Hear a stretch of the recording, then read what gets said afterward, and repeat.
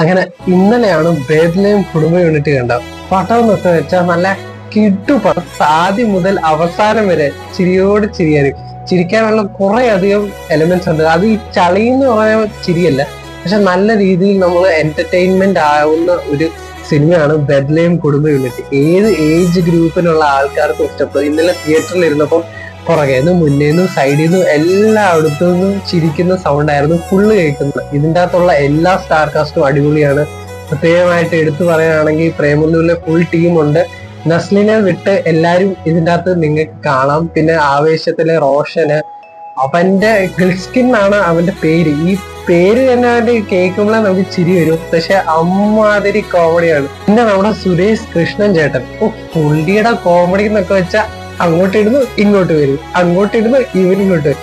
ഈ പുള്ളിയും പിന്നെ റോഷനും കൂടെ തമ്മിലുള്ള അങ്ങോട്ടും ഇങ്ങോട്ടും ഒരു പരിപാടി ഉണ്ട്. അവനാണെങ്കിൽ റോഷനാണെങ്കിൽ ആദ്യം മുതൽ അവസാനം വരെ ഇതിനു വേണ്ടി ആയിരുന്നത്. അങ്ങോട്ട് വരുന്നത് ഇങ്ങോട്ട് വരുന്നത്, അങ്ങോട്ട് കൊടുക്കുന്നു ഇങ്ങോട്ട് വരുന്നു. ഫുൾ അടിപൊളി പടമാണ്. സംഗീത് പ്രതാപം പുള്ളീന്റെ പരിപാടികൾ ഇതിൻ്റെ അകത്തെന്ന് വെച്ചാൽ ഈ അടിയൊക്കെ കൊണ്ട് ഓട്ടവും ഒരു ഒരു ഒരു അടിപൊളി സാധനമാണ് പുള്ളിയുടെ. നല്ല രീതിയിൽ നമുക്ക് തമാശ വരും. അത് കഴിഞ്ഞിട്ട് എടുത്തു പറയേണ്ടത് വിനയ് ഫോർട്ടാണ്. വിനയ് ഫോർട്ടിന്റെ അടിപൊളി സീൻസ് ആണ്. ചെറിയ സീൻസേ ഉള്ളൂ. പുള്ളി സെക്കൻഡ് ഹാഫ് കഴിഞ്ഞ അവസാനത്തേക്കൊക്കെയാണ് വരുന്നത്.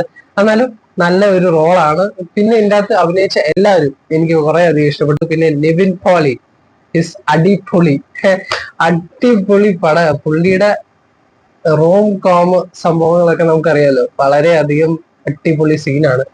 അപ്പം ഓവറോൾ ഇറ്റ്സ് എ അടിപൊളി കിടുക്കാച്ചി പടം. തീർച്ചയായിട്ടും എല്ലാ ഏജ് ഗ്രൂപ്പും എല്ലാവർക്കും ക്ലിക്ക് ആവാൻ പോകുന്ന ഒരു പടമാണ് ഇത്. ഈ പടം കണ്ടവര് നിങ്ങളുടെ വിലയേറിയ കമന്റ്സുകൾ താഴെ ഇടണം. എങ്ങനെ ഉണ്ട് നിങ്ങൾക്ക് ഇഷ്ടപ്പെട്ട ക്യാരക്ടർ, ഈ പടം എങ്ങനെ ഇഷ്ടപ്പെട്ടു.